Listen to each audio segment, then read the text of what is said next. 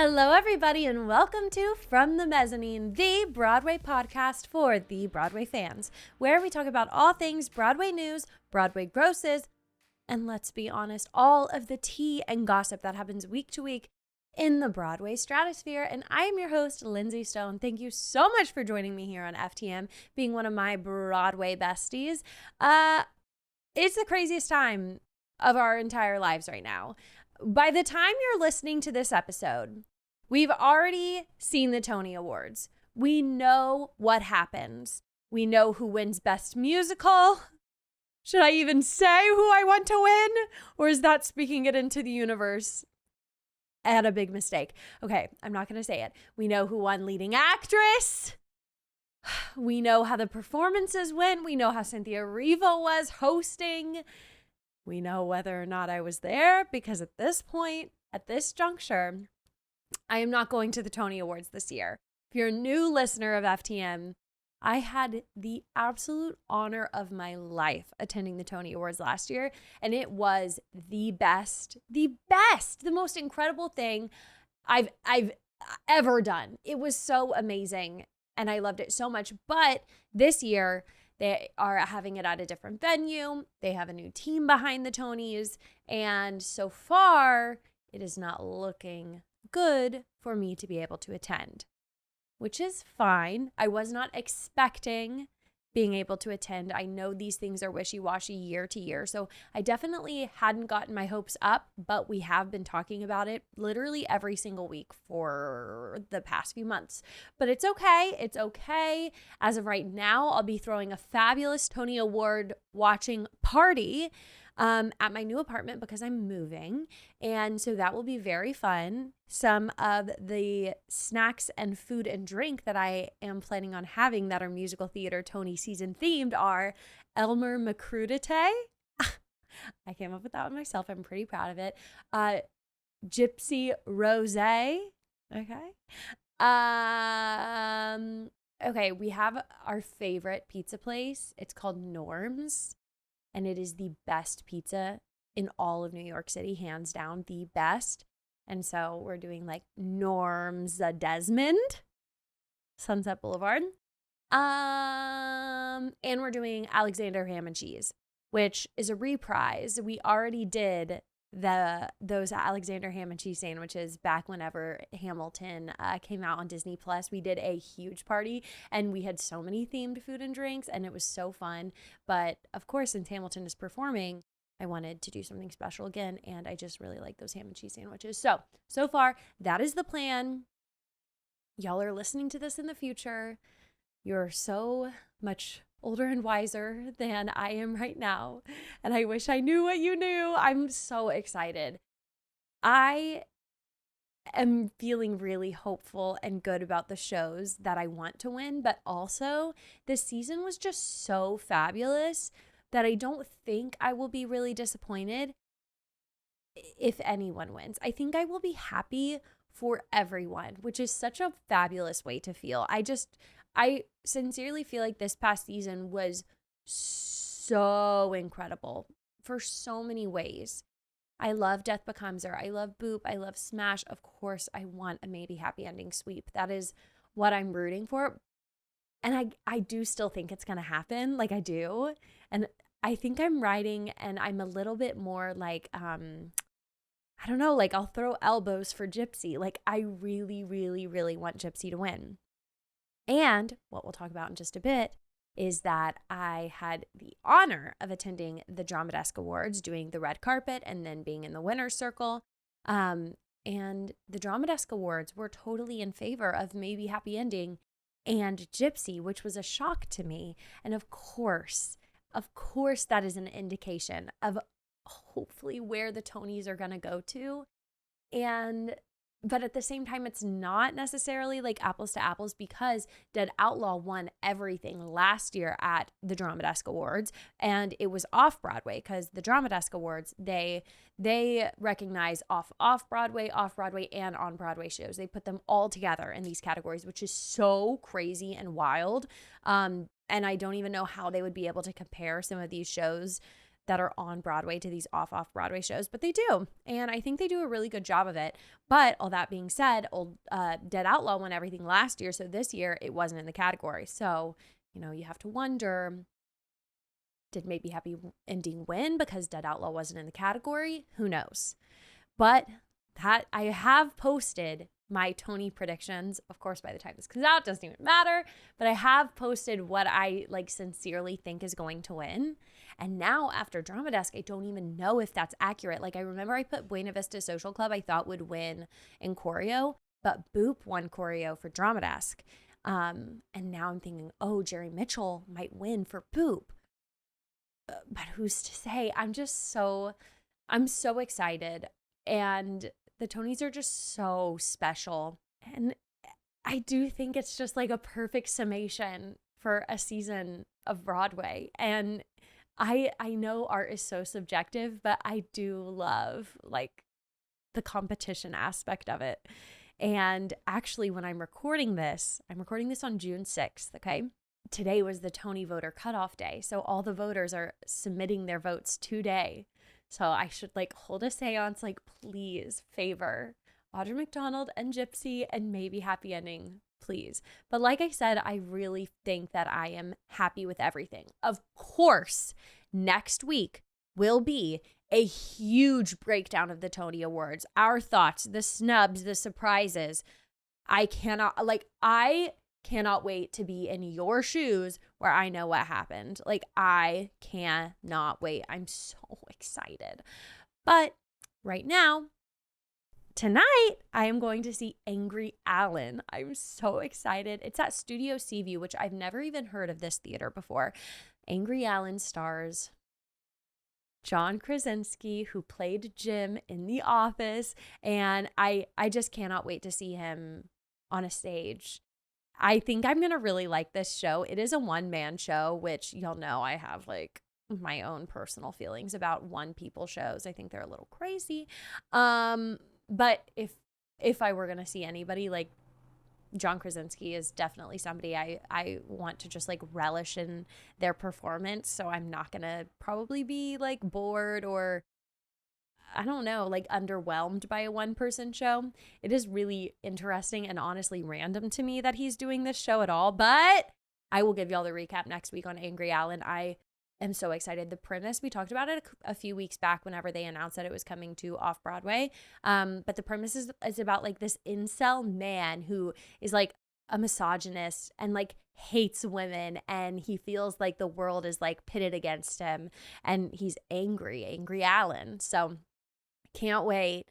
I can't wait. So that's what I'm up to tonight. And then this weekend's crazy with the Tonys, but I'm also moving. So it's just insane. Lots going on. And, I know. No. I won't get back. I was going to say, there is still a chance. The press people with the Tonys have not told me no yet. They kind of have, but they've been we'll let you know if anything opens up. I'm please. But it's also fine. I had the honor of attending so many amazing carpets this season. And one most recently, of course, like I mentioned, was the Drama Desk Awards. And they were fabulous, you guys. I spoke to so many incredible people. One person stands out in my heart, though.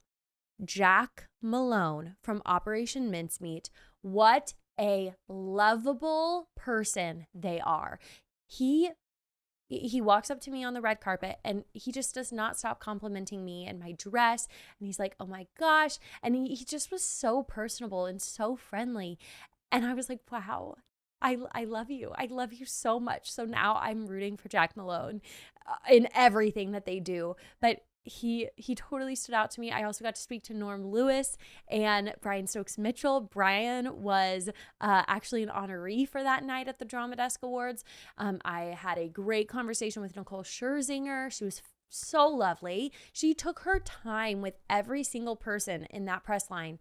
I was really surprised by that because these bigger stars, oftentimes they just sidestep the press and they don't do all the interviews and stuff. And so when they do, especially when they're a huge star, it's really, really nice. Debra Messing was one of the hosts for the night and she was lovely. Possibly Okay. Actually, Gray Henson was one of my absolute favorites of the night. If you know me, I have loved Gray Henson since Mean Girls. And then I finally saw him in Shucked and I was like, wow, he's so funny. His comedic timing is unlike anybody else I've ever seen. And so ever since then, I've just been obsessed with him. And we even went to see Tick, Tick, Boom at the Kennedy Center with him in it. And I just adore him. So when I saw him on that carpet, I said to his press lady, I was like, please, I will do anything to talk to Gray Henson. I am his biggest fan. He comes over and talks to me and I'm like, Gray, I'm your biggest fan. And he was like, what? And I was like, you've no idea how much I love you. Like, there are certain people, like with Nicole Scherzinger and Debra Messing, boom, boom, boom. I'm to my point. I don't get very starstruck because it's just like, let's get it. But for people who like actually have, like, not saying that they haven't made an impact because they're such fabulous celebrities and performers, but like people who are like, I guess maybe more niche and that I just like love, like Gray Henson, like it's different. I just like let my guard down and I don't even put on like the professional hat. I'm just like, you're everything to me. Like, you have no idea what you mean to me. You're so fabulous. And it's because like I want to be their best friend, similar to Jason Gote, who's in Floyd Collins right now. I love him from Teeth. And so when I saw him, I was like, I love you in Teeth. And he was like, what? And I was like, because he, of course, was there because of Floyd Collins. And nah, girl, I was like, you and Teeth, amazing. How was Teeth? Like, not even bringing up Floyd Collins. But, like, I love him, too. It was fabulous. It was really, really a fun time on that carpet. So I have a little highlight reel for you guys from the Drama Desk, both the red carpet and the winner's circle. So without further ado, please enjoy. After the highlight reel, we will chat about the winners of the Drama Desk. Enjoy. Hi, Miss Jasmine. Hello. Okay, I have a little game for us tonight. It is this or that Drama Desk Award winning musicals. Okay. Are you ready? Yes, I'm excited. You look so amazing. Thank you. So do you. This is gorgeous. Yeah, you look fabulous. Okay, here we go. The Wiz or A Chorus Line? The Wiz. The Wiz or Sweeney Todd? Sweeney Todd. Sweeney Todd or Little Shop of Horrors? Oh, no. Sweeney Todd. Sweeney Todd or Les Mis? Sweeney Todd. Sweeney Todd or Into the Woods? Into the Woods. Into the Woods or Rent? Into the Woods. Into the Woods or Ragtime? Oh. Into the Woods. Mm-hmm. Into the Woods or The Producers? Into the Woods. Into the Woods or Wicked? It's Into the Woods. Into the Woods or Hairspray? Oh, not Jerry Mitchell. Oh, my gosh. I love you, Jerry, but I have to go with Into the Woods. It's just my favorite. Oh, my gosh. I think he'd understand. I Into hope. the Woods or Spring Awakening? Oh, Into the Woods. Into the Woods is Into Jasmine the Amy's favorite. Yes! Thank you so much. Of course, thank you. So if you could sit across the desk from any Broadway creative or performer and pick their brain, who would it be? That's a huge question. Because mine would be you, but anyways. Go No on. way! Why have we done that? I love you. We have so much to talk about. Probably Harvey Firestein. Oh, yeah, okay. I have many questions for him. Yes, absolutely. He like really paved the way for queer artists in so many ways, and I've never met him. That's so fabulous. That's the first thing that came to mind because it's Pride. June 1st, happy Pride. Happy Pride. We have a little bit of a game. It's this or that Drama Desk Award-winning musical. So by the end, we will know your favorite Drama Desk Award-winning musical. Are you ready? Okay. Okay. The Wiz or A Chorus Line? You never know. The Wiz. The Wiz or Sweeney Todd? Ooh. I just picked The Wiz, so I'll say Sweeney Todd. Sweeney Todd or Little Shop of Horrors? Sweeney Todd. Sweeney Todd or Sunday in the Park with George? Okay, we got to go back to The Wiz. If that's how this plays, I'm going to just say The Wiz. Because I played Dorothy in high school, y'all, and in The Wiz. Come on and ease on down the road. Yes. It is the best. And Home is one of the greatest songs ever. So is that your written. all-time? Yeah. Well, I don't know if it's my all-time. I mean, how long's your list? Here we go. A couple more. The Wiz or Into the Woods? The Wiz. The Wiz or Rent? The Wiz. The Wiz or Ragtime? Ooh. The Wiz. The Wiz or The Producers? The Wiz. The Wiz or Wicked? Oh. I'll just say The Wiz. The Wiz or Book of Mormon? The Wiz. The Wiz or Spring Awakening? That's damn good too. The Wiz. The Wiz is your favorite. I'm just going to say The Wiz right now just because I got to play Dorothy in high school. And like I said, Home. I wish I was home. Well, I am home, baby. I'm back where I was born to be. I've come home at last. Okay, I have a game, but y'all are all gonna have to decide on one. It's this or that. Drama Desk award-winning musicals. By the end, we will have your favorite. Okay. Understood? You'll have to agree. Oh my since God. there's three of you. okay. We'll try. We have a chorus line or Sweeney Todd. Sweeney Todd. Yeah. let's go Okay, with that. Sweeney Todd or Little Shop of Horrors. Little Shop of Horrors. Little Shop of Horrors or Les Mis. Les Mis. Les Mis. Oh, guys, let me have Les Les Mis. Mis. Les Mis. please. Les Mis. Les Mis. Les Mis or Rent. Les Mis. Les Mis. Les Mis or Hairspray. For me, Les Mis. Still. Yeah, we do sing it. We sing it a lot. We sing it all the Les Mis. time. Les Mis or Wicked. Oh! Wicked. Wicked. Wicked. Come Wicked on. Damn or it. Spring Awakening. Wicked. Wicked. Wicked or Book of Mormon. Oh, God. Oh, God. No. Sophie's this is choice. illegal. Yeah. You should be taken to Yeah, prison I for plead the asking this fifth. Is that what you question. do? I don't know what that is. I think still Wicked. I think Yeah, still it's Wicked. gotta be- it's gotta be Wicked. Okay, I'll put you out of your misery. Your favorite is Wicked. Okay, bye. Hey, Cynthia, we did Thank right, you. okay? I'm not going to be able to pick my favorite. There's like everything that I've loved, I love. Who We have dat? a Norm Who dat? Lewis behind my you. twin. My twin.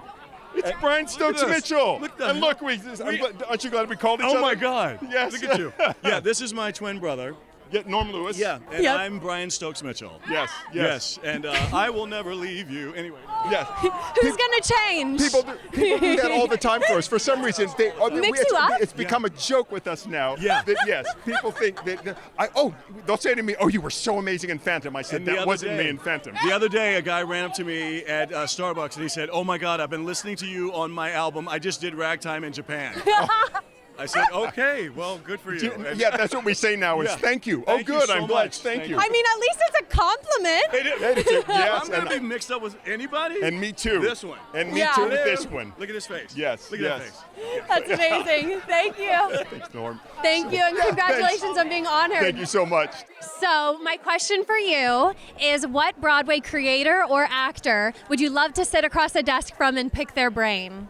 Oh my gosh. I think the first person that came to mind is Elaine Stritch because she has lived through just decades and decades of theater history. She has worked with everybody.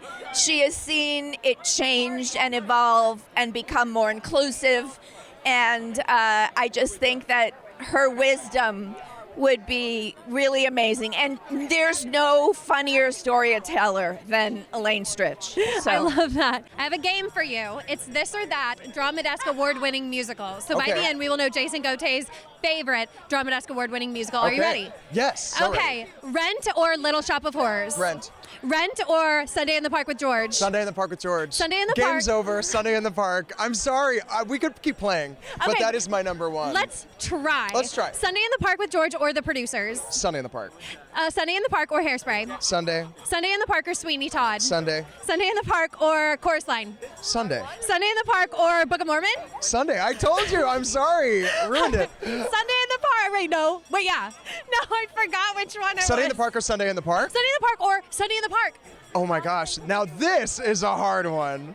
It That's is. your It's favorite. it's my number one of all time. You just won the Drama Desk. I did. What's next for you? After Operation Mincemeat, y'all are a limited run. What's happening after? Well, I'm itching to do a play. Okay. Mainly so I can rest my voice. Yeah. My agent said to me, what would you realistically, I ideally want to do next? I said, a play, and in that play there is a couch, a sofa, and my character gets to sit on it. Not for the whole play. I'm not gonna take the mick, but like for a good portion of the play, at least 40 minutes of the play. I actually threatened that I'm going to write a play. It's a two-hander play, and it's about a man, me, being given a massage. That's the whole perfect. play. That's really nice. I think after Operation Mincemeat, that's what I deserve. That's what I want to do. What's the plot? Oh, I don't know. Secrets and lies and deceptions, I But think. you never get up from the massage table Never. once. Perhaps there's a screen in the background and the camera beneath the face hole. So that's the only way that you can see me. Yeah, that's the one. That's it. So I just think that's very commercially viable, and I think somebody should make it. Any producers in the room? What are we going to... Surely. Okay, I love that. Okay, I see that for you. My question for you is This or That Drama Desk award-winning musicals. It's a little game for us. Okay. So at the end, we will know Jinx's top outstanding musical. Wonderful. Ready? Okay. The Wiz or A Chorus Line? The Wiz. The Wiz or Sweeney Todd? Sweeney Todd. Sweeney Todd or Evita? Sweeney Todd. Sweeney Todd or Little Shop? Sweeney Todd. Sweeney Todd or Sunday in the Park with George? Sweeney Todd. Sweeney Todd or Les Mis? Sweeney Todd. Sweeney Todd or Into the Woods? Oh, this is the hardest one, but it's still Sweeney Todd. Sweeney or Rent? Sweeney Todd. Sweeney or let me try to give you a hard Listen, one. you already said my favorite musical, like number 2, so I we're keep gonna have a doing hard that. time. Well, Sweeney Todd is our winner. Yeah, and I gotta say, just a hair behind is Into the Woods. Oh, yeah. Just barely, but and Into the Woods has witches, which of course floats my boat. But yeah. I don't know. I've just always, I don't want to say I've always resonated with the story of Sweeney Todd because that sounds morbid, but you know what I mean. It's just always hit me. I do know what you mean. I know exactly what you mean. Okay, thank you so much. you. We're having a little snack because we just won the Drama Desk Award. How does that feel? Good. I was very thirsty. Do you need a sip? No, it's okay. I've had my fill now. What do you feel like your biggest challenge has been with Dorian Gray? I was interviewing, was it the director? And they laughed when I asked that question. They were like, too many to name, but what would you say yours is? The cardiovascular fitness needed to do the show. Oh, uh-huh.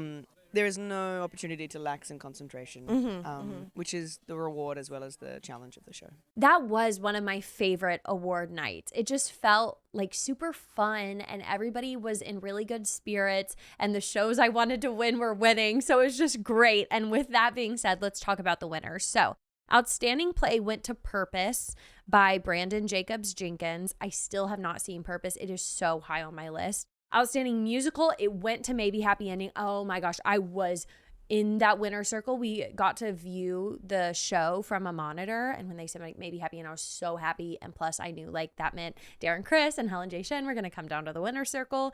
And yeah, so Outstanding Musical, it was between Boop, Death Becomes Her, Just in Time, Maybe Happy Ending, and the show called Music City that was off Broadway. So out of those, at least I feel like perhaps Death Becomes Her is bumped out. Why wasn't Operation Mincemeat in this category? That's weird, right? That's totally, dang it. I wish it was. That way we could like say, okay, maybe that means Maybe Happy Ending has a leg up, but that's really not what it means. Outstanding Revival went to Gypsy, which of course I'm so happy about. In that category, we had Cats, Floyd Collins, Once Upon a Mattress, See What I Want to See, and Sunset Boulevard. I could not believe Sunset Boulevard was not getting much recognition at the Drama Desk.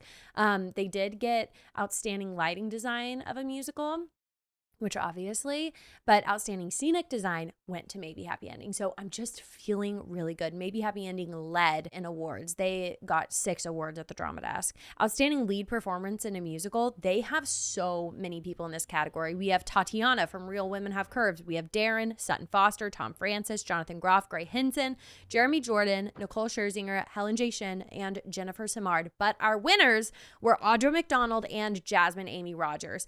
How insane is that, you guys? That Jasmine Amy Rogers in her Broadway debut won, especially in a category with this caliber of Broadway stars.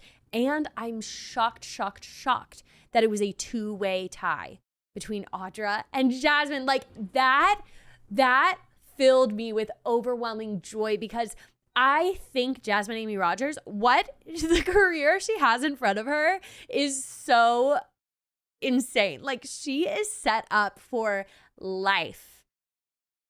I don't think anybody would deny her a Broadway role. Like whatever she wants post Boop, she will get. She is so like talented doesn't even begin to describe what Jasmine Amy Rogers possesses. Like she is incredible and she is it's so insane to say it, but she's so worthy to be awarded alongside Audra McDonald.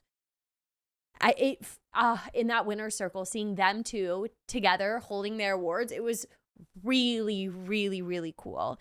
Outstanding Featured Performance in a Musical, it was interesting.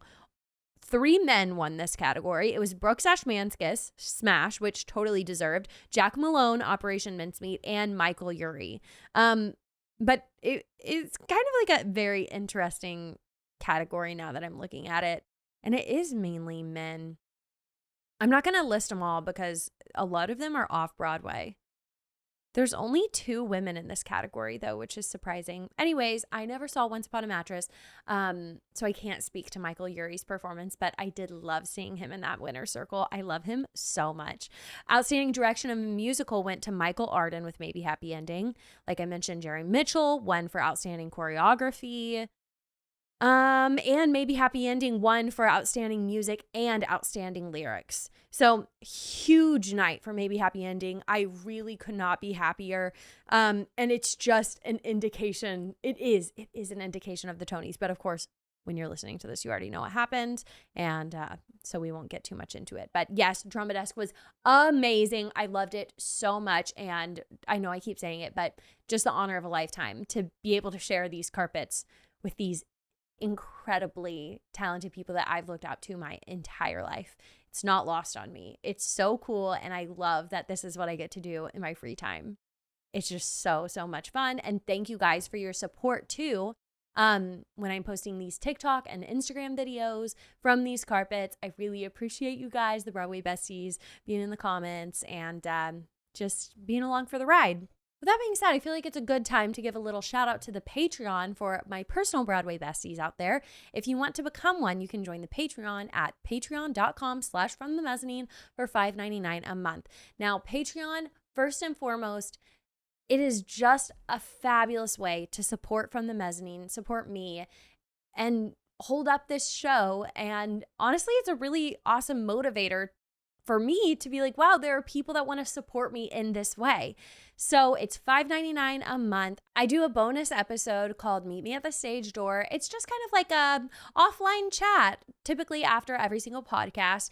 Lately, the Broadway besties have been really patient with me, and I appreciate them because it has been so busy, but they are the first to know all of From the Mezzanine's big announcements. And yeah, if you want to become a Broadway bestie, head over to the Patreon. Let's get into our Broadway grosses. Okay, Broadway besties, this is for the week ending on June 1st, and our top grossing show, we all know it by now, it is Good Night and Good Luck. We can get comfortable seeing this at the top for the next few months. Othello is number 2, grossing $3.5 million. Wicked is 3. Wow, beating out Glengarry Glen Ross, which is typically our number 3. And then we also have The Lion King. And then in the 5th place, we have Glengarry and Glen Ross. 6 is Hamilton. 7 is Picture of Dorian Gray. Aladdin is 8. Death Becomes Her is 9. Doing really well, 94% capacity. And Sunset Boulevard is 10. Somebody said I need to sing it more monotone, like Sunset Boulevard. That doesn't sound right. Wait, or maybe I was putting the emphasis on the wrong part. Sunset Boulevard. No, that's what I always do. Sunset Boulevard. They said I was singing it wrong, but I can't think of Sunset Boulevard. I don't see how I'm singing it wrong. Okay, anyways, Just in Time is 11 and Outsiders is 12. I just like to see what's potentially going to bump up into that top area. Let's look at what our lowest capacities were this week. Usually we look at our lowest grosses. Let's see what has the lowest capacity. Chicago, no surprise there, 65% capacity. Jeez Louise, that is low. Wow, Call Me Izzy in their first week of previews has a very low capacity, 67%. I have not seen any marketing for this show besides my own, and they used my video, so shout out Izzy. I'd love to come and see the show. I love Jean Smart, but they had a 67% capacity. I will be keeping my eye on that. Real Women Have Curves is also at the bottom and with 67% capacity. Wow. Smash, you guys, has 68% capacity. It's a Matter of Time. Oof, I hate that. And then Floyd Collins, 73% capacity. And then Harry Potter, 74% capacity. Wow. These capacities are very, very, very low. Gypsy has a low capacity, 76%. I don't think anybody expected for Gypsy to stay on Broadway for long. I sure didn't. Boop is not great, but they're doing better than Smash, which I didn't know that. They have a 78% capacity. There is outrage right now, too, about Boop not performing at the Tonys, and I agree with them. Apparently, you pay to play at the Tonys if you're not one of the best nominated musicals. So all of the nominated musicals in the best musical category, they get to perform. Boop is not in that category, although Jasmine Amy Rogers is nominated for leading actress. But Real Women Have Curves is performing, which I just don't think it's going to do what they wanted to do, but it is great press. I wonder how much they paid for that, though. And I think, is it Just in Time? No, because they're nominated. It's Pirates, I think. Pirates is performing. So I don't know. It makes sense that Boop isn't performing since they're not in that category, but also it does feel like a missed opportunity. Like, I feel like if it is the sort of thing that you pay for, they should have paid for that. I don't know why you wouldn't. Dead Outlaw, 68% capacity. Oh, I want to see Dead Outlaw again so bad. I'm like itching to see it. My sister is in town and I really need her to see it. We might go see it tomorrow night, I hope. So that is our Broadway grosses for the week. Let's head into our Broadway news. Our first news story is the highly anticipated Wicked for Good trailer dropped this week. I have watched it, I think, only like 4 times right now, but I've watched it very intently. Whenever the first trailer came out, I literally watched it frame by frame. Paused. This go round, I don't feel like that's quite necessary because I have like a feel for the aesthetic, and they're actually using some of the same clips that they used in the Wicked trailer, which is really interesting. They're like reusing the clips, which is totally weird. Okay, but first impressions of the Wicked for Good trailer, it looks amazing. There are quite a few clips that I am like a big question mark. What is happening here? For one, when they're in that pink glowing room, or maybe they're in the stars or something, and it looks like they're both sitting on the broom, almost like they're on like a merry-go-round or a carousel or something. And I'm like, what is that supposed to be? I don't know. Maybe it is one of the 2 new songs that they are adding to Wicked Part 2. And then there's another sequence that totally boggles my brain where Elphaba, Glinda, and the wizard are all dancing in the wizard's castle, and the walls are all lit up rainbow. Great for Pride Month. Happy Pride. But what's happening there? I read this Playbill article that was like 11 surprises that we're like reading into way too much in the Wicked trailer. And it was interesting. They say that they think in that scene they're singing Wonderful, and typically that song is only sang by Elphaba and the wizard, but they're assuming maybe Glinda is in it now too, which would be cool. And I pray that one of the 2 new songs is not a song with the wizard in it, because we don't need more of him singing. Love Jeff Goldblum, but I don't need that in my life. I just realized how funny it is that Jeff Goldblum was in the original Jurassic Park, and now Jonathan Bailey is about to be in Jurassic World. That's funny. I can't wait for that movie, by the way. I love Jonathan Bailey. Okay, anyways, back on track. I am assuming that the 2 new songs, one is likely a duet between Elphaba and Glinda, and one has to be a Glinda song, because Glinda doesn't really have, other than thank goodness, she doesn't have any big songs in part 2. So surely one of the songs is just a Glinda song, other than I'm Not That Girl reprise, of course, but that's not like a beefy song. Like, Glinda needs a good song in Act 2. So hopefully they didn't waste their time on a wizard song. But Stephen Schwartz did apparently write the new songs. Okay, so that was one thing that I noticed. There were just a few scenes and I'm like, what is happening? Clearly we get something of a Fiyero and Glinda wedding. We don't get that in the musical. That article that I read, though, I'll put it in the show notes below because it was really interesting. They did mention that there are so many ties into The Wizard of Oz, not Wicked, The Wizard of Oz. And I noticed that too, like the line that they show where Elphaba says, I'm off to see the wizard. That is not in the musical. And it feels like they're trying to show Dorothy more. We never see Dorothy. Like, we don't actually see like a person playing Dorothy in Wicked on the stage. And now they're showing that. They have been really sneaky in that trailer to not show the faces of the Tin Man or the Scarecrow. I cannot wait. They're so smart for not showing that. Obviously, they want that to be a very big surprise, because that is always the part whenever people ask me, like, what happens in the second act of Wicked? When I tell them, oh, well, Fiyero is the Scarecrow and Bach is the Tin Man, they're always like shook beyond belief. So that is definitely a huge part, and I'm glad that they're not showing that, although it's kind of obvious if you already know, because the Scarecrow, he's wearing a vest that is like a lot like what Fiyero is wearing in the trailer. We got to see the lion, the Cowardly Lion, that little lion cub all grown up. He looked so cute. It didn't really give much away in terms of the plot, but they did show a lot. But I think that they're not going to show nearly as much as they did for Wicked Part 1. They were showing us everything. We didn't even feel like we needed to see the movie because they were showing us so much.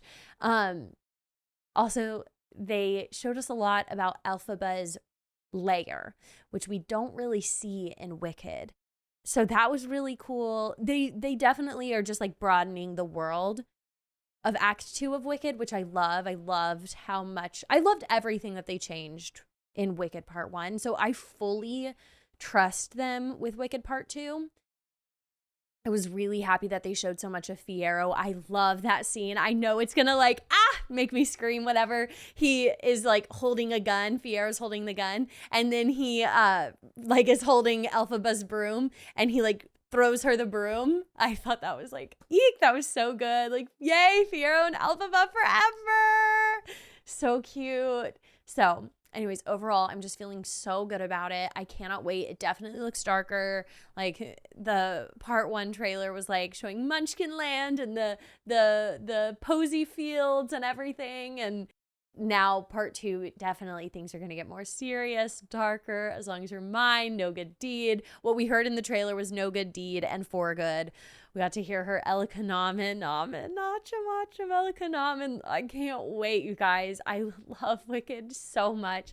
And I just can't even put it into words what it's going to be like to get to see Part 2 for good. And from what I heard from Steven Schwartz and the choreographer, they were both just like, just get ready, because what Ariana and Cynthia do in Part 2, it's amazing. And I just fully trust them. It's so great to live in this place now where we've seen Part 1 and we all loved it. It's so great to live in this place of like, I fully trust and believe it's going to be fabulous, because I feel like there was just so much speculation before Wicked came out of like, are we going to enjoy it? Is Ariana going to be terrible? How are they going to deal with the story? Why is it 2 parts? What are they changing? Who are they adding? Why are there new characters? And now I'm just like, nothing but excited and fully twisted around their finger. Like, whatever you do, like, you could do the craziest thing in Part 2 and I'm on board. Like, I'm so here for it. I can't wait. Two things that they did not show in the new trailer. We never saw Nessa and we never saw Bach, which is very interesting. We didn't get to see Bach, I remember, in any of the press for a really, really, really long time. But I do feel like they kind of diminished the role of Bach in Part 1. I didn't feel like he was featured as much as he is in the musical. But Bach, I don't want to say glows up, because he certainly does not glow up. He glows down in a bad way, but kind of becomes like a way bigger figure in Act 2. Because he wants to kill the witch. So, yeah, they never showed Bach or Nessa. And Nessa also, obviously, like, flies off the handle in Act 2. So I thought that was interesting that we never got to see them at all. We did get to see, like, all of these animals rushing out of what appeared to maybe be Glinda and Fiero's wedding, which is really interesting because nothing like that ever happens in the musical, where all of the animals rise up. I definitely have more questions than answers, but I fully trust them. So I don't even feel like I need my questions answered. I just want to see the movie, and it's finally going to come out on November 21st. And I'm so happy about that. Like, so many people are like, oh, don't you wish it was one movie? I'm like, no, take time, let it marinate. Sit with it, sit with the songs. Like, how overwhelming would it have been to have gotten an entire new Wicked soundtrack at one time? But now we got to listen to Wicked Part 1, and then we'll get to like go on to Wicked Part 2 and see how that changes our lives. You know what I mean? As long as you're mine. I cannot wait. I cannot wait, and I cannot wait for No Good Deed. Those are two of my favorite songs. I know Thank Goodness is going to be fabulous. I also loved the costumes that we saw. So do y'all remember it was a leaked image. One of the first leaked images that we got for Wicked was that picture of Glinda running up the staircase in that pink dress that resembles lunch meat. Well, that never happened in part 1. It's happening in part 2. So I'm like, wow, the first thing we saw, we had no idea that was from part 2. That just goes to show how they turned on a dime and recorded the second half. Like they wasted no time at all. It's just so crazy. And I love this era. I love this era for Broadway. I think it's really, really breathing life into Broadway right now, just because it's never been cooler to be a theater kid. And I love that. So that's, I think, all I need to say about Wicked for Good. Our next news story... It's old news by now, I know, but of course we have to talk about it. Chess, the musical, is coming to Broadway, and it is starring Broadway boyfriend Aaron Tveit and Lea Michele and Nicholas Christopher, who you know from Hamilton, which I think I've seen him in Hamilton, and he was most recently in Sweeney Todd. What is chess, my dear Broadway besties might ask, because I had heard of this. Okay, here's what I knew about chess. I knew it was kind of better in the West End. I knew it was a major flop when it came to Broadway. I don't know how I knew that, but I did. And I think that's all that I knew. And it's been rumored to come back to Broadway for a while because it has had a cult following, like so many shows that flop terribly on Broadway do.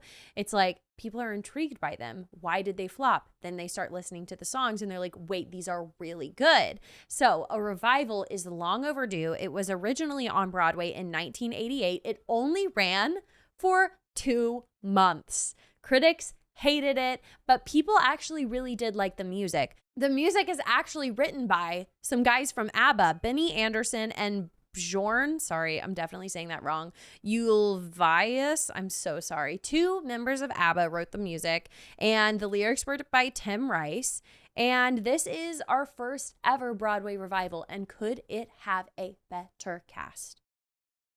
I can't wait. If you watched the press video, it's giving extreme Sunset Boulevard vibes with like the gray and the wind, and it's all black and white. And I don't know, something about Lea Michele was like really giving Norma Desmond. I just need Aaron Tveit on Broadway always. He should absolutely never go away. And I also love the fact that it's Aaron Tveit and Nicholas because they were both in Sweeney together. So that's really cool. We know that this show is going to be coming to a Schubert-owned theater. We don't know which one at this stage. But yeah, let me tell y'all a little bit about the plot. I'm not going to get too far into it because it seems pretty dense, but just at the surface level, it is about an American and Russian chess championship. They're playing a match against each other and competing for the same woman. And it's at the height of the Cold War. So it sounds a little political. It sounds a little stale, but you know what? I do not care. I can't wait to hear Aaron Tveit sing a brand new score to me. I've never heard these songs, so to me, it will be a brand new score. And I think that's going to be really, really, really special. I can't wait. Our next news story is so crazy. I never thought that this would happen, but now that it is, it just seems so, so perfect. Tom Felton, who is the OG Draco Malfoy in Harry Potter, the movies, you guys, He is going to be coming to Harry Potter and the Cursed Child this fall. That is so insane. Like it almost like it's like unbelievable. We are having the original Draco come to Broadway, and he's playing Draco Malfoy because if you're unaware, in Harry Potter and the Cursed Child, it mostly follows like Harry Potter's kids. Like it's their offspring. But like Hermione and Harry and Ron and Draco are all characters in it, but it takes place 19 years after the movies ended. So it makes perfect sense that he's playing himself. He is not playing a 12-year-old boy. No, he's playing himself like at his current age. And it's insane. And I'm going. Like, there's no question. I've never seen this show. And what a better time. I will do whatever it takes to see Draco play Draco in Harry Potter and the Cursed Child. It's seriously so cool. And he's doing it for kind of a long while. So you can come and see it too. He will be joining the cast on November 15th. And he's going to be doing a 19-week engagement, ending his run on March 22nd. Amazing. Clearly, after we just were looking at the Broadway grosses, Harry Potter and the Cursed Child does need a boost. Like I said, I think they had 78% capacity, so they need something to bring more folks in. And this is gonna be insane. This is going to make this show top of the grosses. People are going to drop bands on this show, let me tell you what. The reception's going to be crazy, and I cannot wait, and I love it. And I also just think it's so cool that Tom Felton is down for this, and I'm surprised he's doing it on Broadway. I would have thought he would have done it first at the West End, because I'm pretty sure this is still running on the West End. And I this is just the coolest thing ever. He's so iconic, and we're going to get to hear him play Draco. Like, come on. It seriously blows my mind. Tom Felton said in a statement, quote, "Being a part of the Harry Potter films has been one of the greatest honors of my life. Joining this production will be a full circle moment for me because I begin performances in Cursed Child this fall. I'll also be the exact age Draco is in the play. It's surreal to be stepping back into his shoes, and of course his iconic platinum blonde hair, and I am thrilled to be able to see his story through and to share it with the greatest fan community in the world. I look forward to joining this incredible company and being a part of the Broadway community," quote. That's so nice. I love, like, he could have easily been like, oh, I'm too good for that. Like, I'm not going to go back to the role that I played whenever I was a teenager. No, this is the best thing somebody could do, especially for their fans. It's so awesome, and I love it. It's just so wholesome. Okay, our next news story is a quick one, but an exciting one. Beetlejuice is coming back to Broadway for their third time. Can I hear a Beetlejuice, Beetlejuice, Beetlejuice 3 times? Of course, Beetlejuice has to come in 3s, but it's not exactly what you're thinking. So Beetlejuice has been on a national tour for a couple of years. They first opened on Broadway before the pandemic. They closed really, really quick. They were one of the first, if not the first show to open back up, but I want to say Waitress was the first one to open back up post-COVID. But they were one of the first to come back. I was not in my Beetlejuice era yet. I had never seen Beetlejuice, and they closed really quick. They thought, oh, we got shut down because of COVID. Let's bring it back. And the reception just wasn't there. People just weren't seeing it. For some reason, I don't know. So they closed again, and they did not recoup their investment. So they were a flop, and then they had it on tour. Of course, Beetlejuice, with the movie coming out and everything, it has just been the era of Beetlejuice. And now they're bringing their national tour to Broadway. We don't know if it's going to be the same cast members who are in the tour. It's kind of similar to what Mamma Mia just did. Of course, that show is perpetually touring across the nation. And so now they're like, Mamma Mia was making their stop in New York and they're staying for a while. Beetlejuice is doing that same thing. The Wiz also did something similar. So this is a really interesting concept. I don't know if it's new, but I love it. As somebody who lives in Broadway,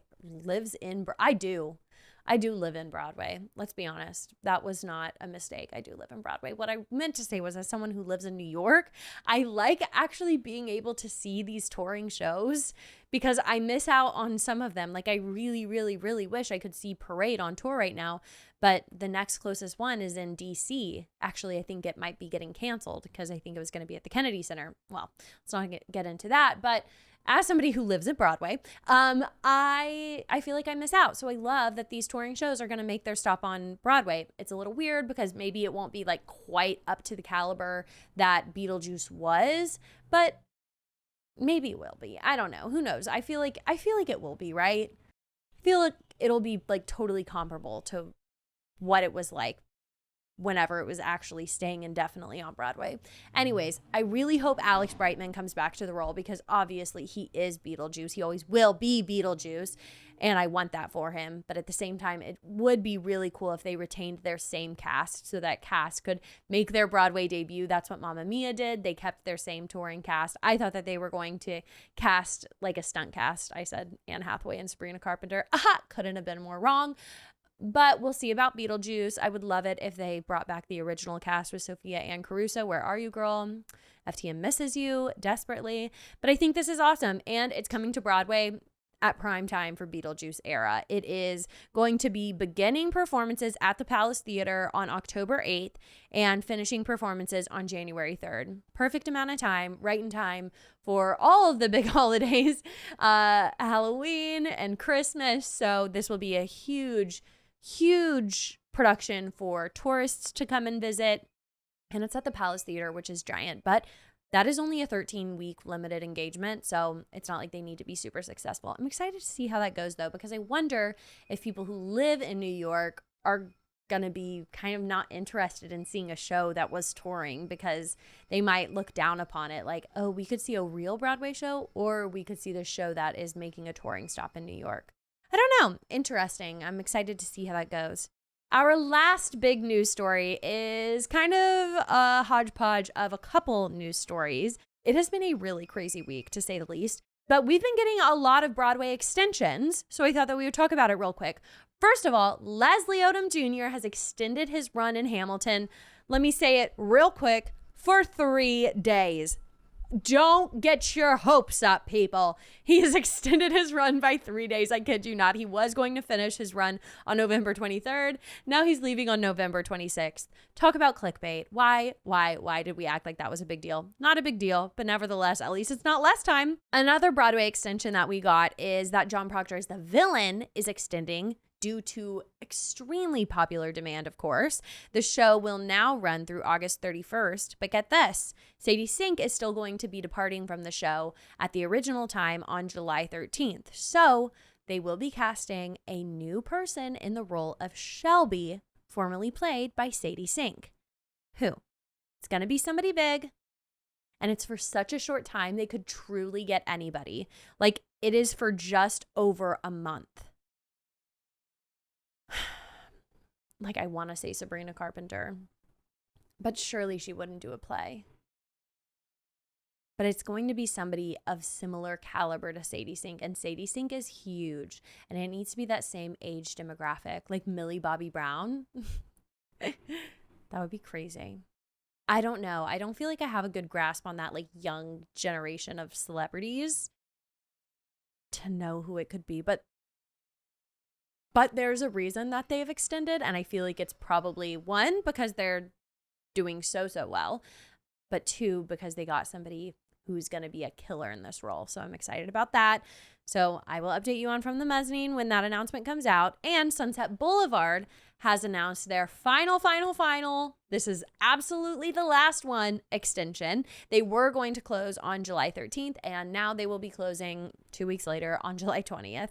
It's funny to me. I don't see why not, like, definitely do this, but the amount of fans who obviously bought those tickets for July 13th and now they're gonna try and move them or also buy tickets for the closing show, like, it's kind of shady, and it creates this, like, oh, there's an actual word for it that I'm not going to remember right now, but it creates this mentality where it's like, oh my gosh, we have to do it. We have to see it. I have to see it so many times before this date. And then they extend and you're like, okay, now I have to see it so many times before this date. Of course, that's a very small sector of crazy theater fans who think like that and operate like, oh my gosh, I got to see it. But nevertheless, it definitely happens. So it is like a little shady to be doing that. But at the same time, why not let your actors work a little longer and squeeze everything you can out of that Broadway show? Why not? You know, it's a win-win, I guess.